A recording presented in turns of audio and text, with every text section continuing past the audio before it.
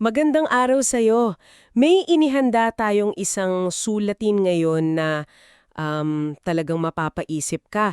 Ang tanong nito parang simple lang sa unang dinig pero napakalalim ng implikasyon. Ang kaluluwa ba ng isang taong pumanaw na?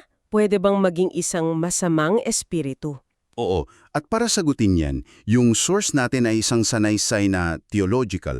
At ang ginagawa nito ay isang bagay na bihira nating pag-usapan, yung paghimay sa pagpakaiba ng mga salitang madalas nating ipagpalit-palit lang. Yung mga terminolohiya. Eksakto. Dito, titingnan natin ang kaluluwa na tinatawag sa teksto na hon, tapos yung espiritu o yong, at syempre yung masamang espiritu o agreyong. Sige, himayin natin to. Ang misyon natin, parang simple lang. Sundan natin yung lohika ng may akda.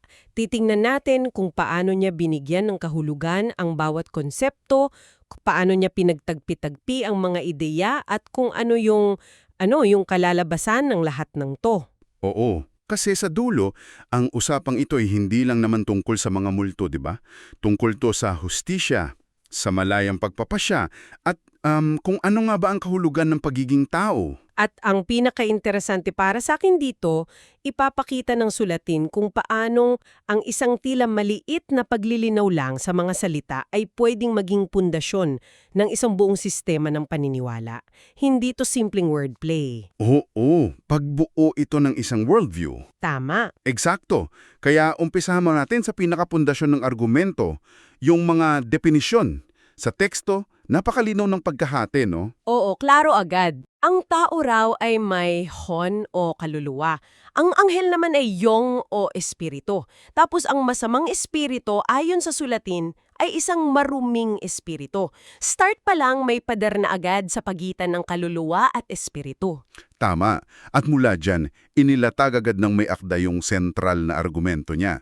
Parang isang math problem eh. Sige, paano? Sabi niya, kung ang kaluluwa ay hindi nagiging espiritu pagkatapos mamatay, at ang masamang espiritu ay isang uri ng espiritu. Okay, gets ko na kung saan to papunta. Kung gayon, ang kaluluwa ng tao ay hindi maaaning maging isang masamang espiritu.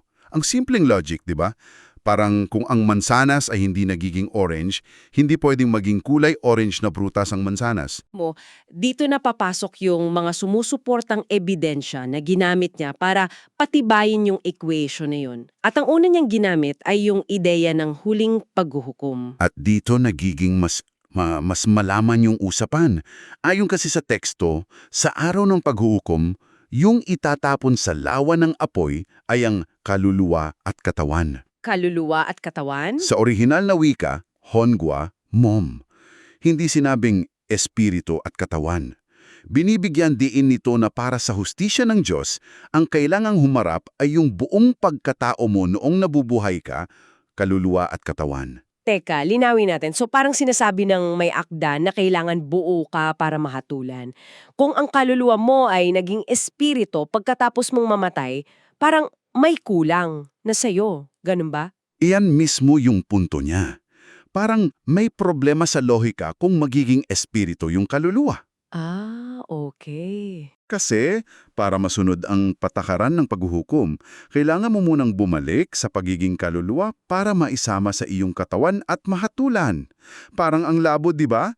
Parang ang gulo. Oo nga, no? Nagpapakita ito ng isang napaka-partikular na pananaw na ang pagkakakilanlan ng tao sa mata ng hustisya ay laging nakakabit sa kombinasyon ng kaluluwa at katawan. At dinagdagan pa niya yan ng mga halimbawa mula sa kultura at mga kasulatan. Halimbawa, yung karaniwang paraan daw ng paglalarawan sa kamatayan, sa konteksto nila ay paglisan ng kaluluwa o hon-iti-on nanda. Hindi paglisan ng espiritu. Oo, hindi raw sinasabing paglisan ng espiritu.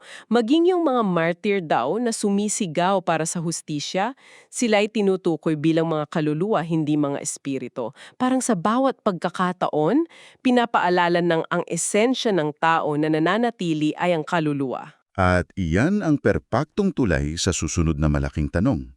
Kasi kung malinaw na ang kaluluwa ang sentro ng pagkakakilanlan ng tao, dito na pumapasok ang usapin ng pananagutan. Okay. This is the part na talagang nagpaisip sa akin. Kasi kung magkaiba pala ang kaluluwa at espiritu, kanino ngayon nakasalay yung desisyon na magkasala? Sino ang dapat managot? Yung kaluluwa ba o yung espiritu? O baka pareho? Grabe, isang tanong na may dambuhalang implikasyon. Dito ipinakita ng may akda yung tatlong posibleng landas. Yung unang pananaw na tila siyang mas pinapaboran niya ay nasa kaluluwa o yung hone ang desisyon. Okay. Sa modelong ito, ang kaluluwa yung nag-isip, nagbabalak at nagpapasya. Ang katawan ay instrumento lang na ginagamit niya para isagawa yung kasalanan. Kaya sa huli, ang kaluluwa ang may buong pananagutan. Parang yung kaluluwa ang utak ng operasyon at dito niya ikonekta yung isang napaka-interesanteng ideya tungkol sa dugo, di ba? Oo, at ito'y napakakapal na konsepto. Sinasabi sa teksto na ang pananaw na ito, na ang kaluluwa ang nagkakasala, ay umaayon daw sa konsepto ng pagtubos sa kasalanan sa pamamaitan ng dugo dahil may kasabihan silang ang kaluluwa ay nasa dugo. Sandali, paano natin yan mas maiintindihan? Medyo malalim yon. Para mas maintindihan natin, parang ganito ang lohika. Kung ang kaluluwa ang mismong nagkasala at ang esensya o buhay ng kaluluwa ay nasa dugo, kailangan ang dugo rin ang gamitin para linisin o bayaran yung kasalanang yon. Ah, okay. Isang very direct, halos pisikal na konsepto ng hustisya at pagtubos. Hindi lang siya abstract na patawad. Kung ano yung nagkasala, doon din dapat ilapad yung lunas. Wow, that's a very tangible way to look at redemption. Grabe. Okay, yan yung unang posibilidad. Ano naman yung dalawa pa? Mabilis lang yung dalawa pa. Yung ikalawang posibilidad, kung ang desisyon naman ay nasa espiritu o yung. Kung ganito, simple lang. Ang espiritu ang dapat managot. Makes sense. Yung ikatlong posibilidad naman, kung parehong nasa kaluluwa at espiritu ang desisyon, at kung pareho silang nagpasya, makatwiran lang na pareho rin silang haharap sa paghuhukom kasama ang katawan. Isang shared responsibility. Pero gaya ng sabi mo, mas kumakapit ang may akda doon sa una na ang free will at pananagutan ay nasa kaluluwa. Pero dito rin niya hinarap yung isang malaking kontra-argumento sa sarili niyang teorya. Dito talaga nagiging komplikado at kinikilala ng may akda na may butas ang argumento niya kung hindi niya ito haharapin. Yung kaso ng mga anghel. Oo nga, yung mga anghel, bihing nasa kaluluwa lang exclusively ang free will. Kasi kung totoo yun, hindi sana nakapagdesisyon ang mga anghel na magkasala. Paano niya yun nilusutan?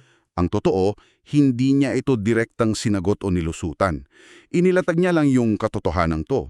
Dahil sa kaso ng mga anghel, nananatiling bukas yung posibilidad na ang free will ng tao ay maaring nasa kombinasyon ng kaluluwa at espiritu. So may tanong na naiiwan. Oo, this raises an important question na hindi na niya sinagot. Paano naiiba ang kalikasan ng free will ng isang tao na may kaluluwa at katawan kumpara sa free will ng isang anghel na purong espiritu? Iniiwan niya ang tanong na yan sa ere para pag-isipan natin. Okay, so napag-usapan na natin kung sino ang nagdidesisyon. Ang susunod na malaking tanong ay, ano na ang nangyayari sa kaluluwang yan pagkatapos ng buhay? Saan ito napupunta ayon sa sulatin? At dito, may isa na namang ideya na maaaring iba sa karaniwang naririnig natin. Ayon sa may akda, ang kaluluwa, mabuti man o masama, ay hindi gumagala o napupunta agad sa huling destinasyon nito. Sa halip, ito ay natutulog. Natutulog? Oo, jamdelmyo habang hinihintay ang araw ng paghuhukom. Teka, paano yun? Hindi ba usually ang nasa isip natin ay pag namatay ka, diretso na sa langit o impyerno para harapin yung reward o parusa mo? Exactly. At yan mismo ang kinukwestiyon ng may akda. Ang lohika niya ay direktang nakakabit sa konsepto ng muling pagkabuhay para sa paghuhukom o simpano'y buhal. Okay, sige. Sabi niya, pag-isipan mo, kung ang kaluluwa mo ay gising na at aktibo, na nagagalak na sa paraiso o naghihirap na sa impyerno, para saan pa ang konsepto ng muling pagkabuhay? Anong igigising sa'yo kung gising ka na? Oo nga, no? Para sa kanya, nawawalan ng saysay ang muling pagkabuhay kung hindi natutulog yung kaluluwa. Gets ko. So, yung pagtulog ay isang estado ng paghihintay. At kung ikokonekta natin yan pabalik sa main topic natin, kung natutulog sila, mabuti man o masama, ibig sabihin, Hindi sila pwedeng maging mga gumagalang masamang espiritu. kasi, tulog sila. Hindi sila pwedeng manggulo, manukso, o magparamdam. Iyan na nga, diretso ang koneksyon. At may idinagdag pa siyang isang napaka-eleganteng argumento na may kinalaman sa hustisya ng Diyos. Ano yun? Sabi niya, isipin mo na lang kung ang isang kaluluwa ay pwedeng magpatuloy na magkasala kahit patay na, halimbawa sa paggala bilang masamang espiritu at panunukso sa mga buhay. Sige, subukan nating isipin anong mangyayari. Ang parusa ng kaluluwang yon ay lalaki ng lalaki habang tumatagal ang kasaysayan. Grabe! Wow! Isipin mo, kung isa kang kaluluwa mula sa panahon ng mga Romano, 2,000 years ago, at gumagala ka pa rin at gumagawa ng kasamaan, yung bill mo ng kasalanan sa Judgment Day ay magiging napakalaki na kumpara sa isang taong namatay lang kahapon. Tila hindi patas, di ba? Oo nga no. Parang ang sinasabi niya, ang paghukom ay dapat batay sa mga ginawa mo sa loob ng isang tiyak na panahon, mula sa pagsilang hanggang kamatayan. Parang isang exam. Pagkatapos ng oras, pass your papers. Eksakto. Hindi pwedeng magdagdag ka pa ng sagot habang tinitingnan na ng teacher yung papel ng iba. Napakagandang analogy. Ang buhay sa lupa ang exam period. Pagkatapos nito, tapos na. Nagpapahiwatig ito na ang hustisya ay nakabatay sa isang tapos at saradong aklat ng buhay, hindi sa isang nagpapatuloy na kwento pagkatapos ng kamatayan.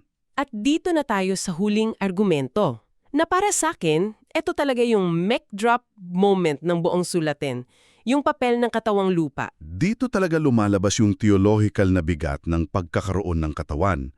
Kasi if we connect this to the bigger picture, ang pananaw dito, ang tunay na pagsubok sa isang nilalang ay hindi lang basta pagpili ng tama sa mali sa isang vacuum. So, ano yung totoong pagsubok? Ang totoong tanong, ayon sa may akda, ay ito.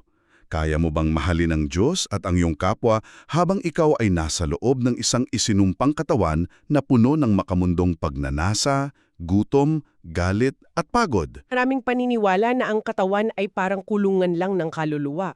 Dito, ang katawan pala ang mismong arena kung saan nagkakaroon ng halaga ang ating mga desisyon. Oo. Kung walang katawan, walang tunay na pagsubok. Grabe yung implikasyon niyan. Eksakto! Ang isang kaluluwang walang katawan, na gumagama ng desisyon sa isang purong espiritual na estado, ay walang masyadong pinapatunayan. Madaling pumili ng tama kapag wala kang nararamdamang pisikal na tukso, pagod o sakit. Oo nga. Yung pakikibaka sa loob ng katawang lupa, yung paglaban sa pagnanasa, sa inggit na nararamdaman mo sa iyong mga buto, sa galit na kumukulo sa dibdib mo, yan ang siyang nagbibigay bisa, bigat at katotohanan sa bawat mabuting desisyon. Parang nananalo sa isang laro na wala namang kalaban. Iyon, ganun nga. Ang kaluluwa at ngayon na ang katawan ang arena ng moral na pakikibaka, lahat yan ay nagtuturo sa iisang matatag na konklusyon ng may akda. At ang konklusyon na yan ay, ang kaluluwa ay kumikilos sa pamamagitan ng katawan. Ang paghuhukom ay nakabatay sa mga ginawa ng kaluluwa gamit ang katawan.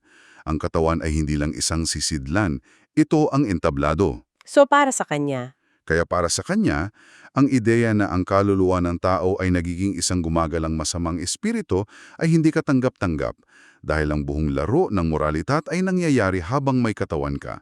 Pagkatapos noon, tapos na ang laro. Hihintayin na lang ang final score. wow! Ipinapakita nito na ang katawan, na madalas nating ituring na hadlang o kahinaan, ay may sentral at marangal na papel pala sa pananaw na ito. Ito yung mismong instrumento na nagpapatunay sa halaga ng ating pananampalataya at pagsunod. Walang duda. Sa kabuuan, nasuri natin ang isang napakadetalyadong argumentong teologikal.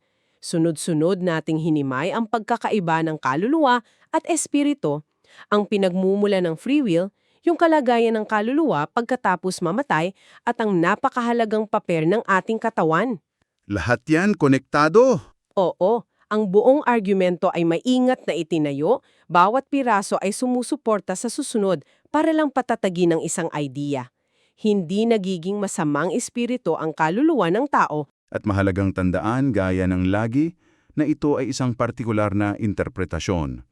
Mayroong ibang mga pananaw sa loob ng iba't ibang tradisyon na iba ang sinasabi. Ngunit ang ipinapakita nito sa atin ay kung gaano kahalaga ang malinaw na definisyon sa pagbuo ng isang theological na pananaw. Yung simpleng tanong lang, no? Oo, yung simpleng pagtatanong kung ang kaluluwa ba ay katumbas ng espiritu ay nagbukas ng pinto sa malalalim na tanong tungkol sa hustisya, kasalanan, at ang kahulugan mismo ng buhay na may katawang lupa. Bilang pangwakas na kaisipan para sa'yo, kung ang argumento ng teksto ay tama na ang ating katawang lupa, kasama ang lahat ng pagnanasa at kahinaan nito, ang siyang nagbibigay ng tunay na halaga sa ating mga mabuting gawa, paano nito binabago ang pagtingin mo sa mga pang-araw-araw na pakikibaka? Yung mga sandali ng pagtitiis, pagpipigil at paglaban sa tukso, hindi na lang sila mga hadlang, kundi sila pala mismo ang mga pagkakataon para patunayan ng isang bagay na tunay at makabuluhan.